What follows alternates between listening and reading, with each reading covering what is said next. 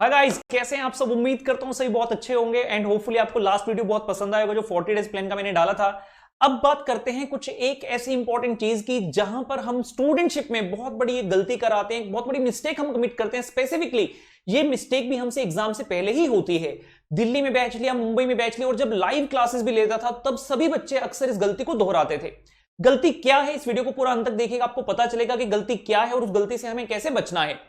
समय आ गया है, ऑलमोस्ट कुछ ही समय बाकी है जब हमारा एग्जाम होने वाला है। एंड जो ये चीज मैं आपको बताने वाला हूं ये सिर्फ इस एग्जाम के लिए नहीं, अपने जीवन में कोई भी एग्जाम हो भी, अगर आप सीए फाउंडेशन में है तो इंटरमीडिएट का एग्जाम देना है, इंटर में है फाइनल का एग्जाम देना, और अगर इंटर ग्रुप 1 या आईपीसी ग्रुप 1 देना है तो ग्रुप 2 का एग्जाम भी आपको देना है। इस बात को हमेशा ध्यान में रखिएगा।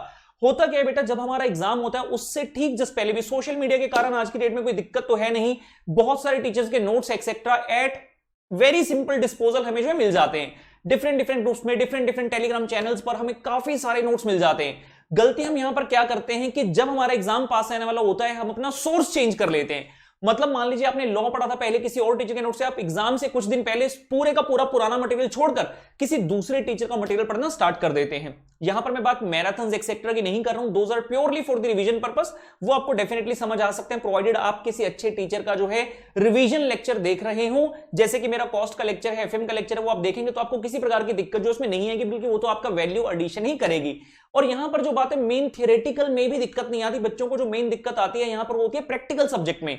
जैसे कि मान लीजिए मेरा सब्जेक्ट है कॉस्ट है, एफएम है या फिर अकाउंट्स जो हो गया आपका प्रैक्टिकल सब्जेक्ट, स्टूडेंट्स उसमें क्या करते हैं एग्जाम से कुछ दिन पहले आरटीपी, एमटीपी एक्सेट्रा या फिर जो institute mock test paper etcetera conduct करते हैं जगह जगह पर, इस तरह की चीजें करना स्टार्ट कर देते हैं जिसका सॉल्यूशन आपके पास नहीं होता। अब दिक्कत क्या आती है कि जब आपने अपना आंसर सॉल्व किया और आपका आंसर आईसीआई के आंसर से मैच नहीं कर रहा, वहां पर आपका कॉन्फिडेंस लूज होना स्टार्ट हो जाता है। आपको लगता है कि यार मैंने तैयारी तो की थी तो मेरा आंसर मैच क्यों नहीं हो रहा, या फिर आपको लगता है कि आपने जो आंसर किया है वो सही है, आपकी अप्रोच सही है, लेकिन इंस्टीट्यूट तो डिफरेंट आंसर की है। अब इस समय पर आप अपने शायद टीचर से भी इस बारे में ना पूछ पाएंगे कि सर मैंने तो ऐसे किया लेकिन ये किस तरह से हो गया।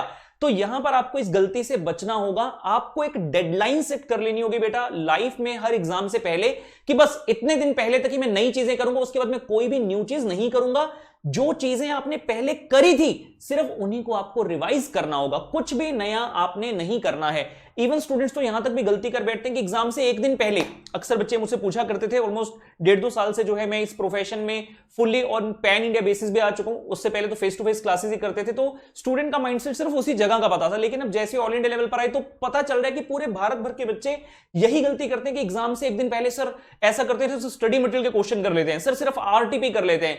बिल्कुल गलत अप्रोच है यार। आपको एग्जाम से एक दिन पहले कॉन्सेप्ट पढ़ना है, कॉन्सेप्ट पढ़ना है, ना कि आपको क्वेश्चन करने। और अगर क्वेश्चन देखना भी है तो आपको वो वाला क्वेश्चन नहीं देखना है जो कि बिल्कुल नया है आपके लिए, आपको वही क्वेश्चन करने जो आपने पहले से कर रखे हैं। जैसे कि हमारा इस बार एग्जाम जो है 28 मई से स्टार्ट है, तो मैं ऐसा मान लेता हूं कि एक डेडलाइन हम जो है 5 मई के आसपास की सेट कर सकते हैं कि बस 5 मई तक जो है मैं नया काम करूंगा, उसके बाद मुझे नया कुछ भी नहीं करना है।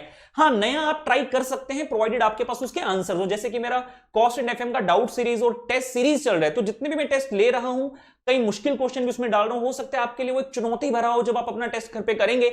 लेकिन मैं आपको यूं ही नहीं छोड़ रहा हूं बेसहारा, उस टेस्ट का सॉल्यूशन भी जो है मैं प्रोवाइड करता हूं सो दैट आप अपनी गलती जान सकें। अगर ऐसी कोई सुविधा है तो डेफिनेटली आप कर सकते हैं नई चीजें। Otherwise please please please avoid doing new things at least 20 days, हो सके तो 1 महीना, बट एटलीस्ट कम से कम 20 दिन पहले तो बिल्कुल भी नई चीज को आपने नहीं पढ़ना है।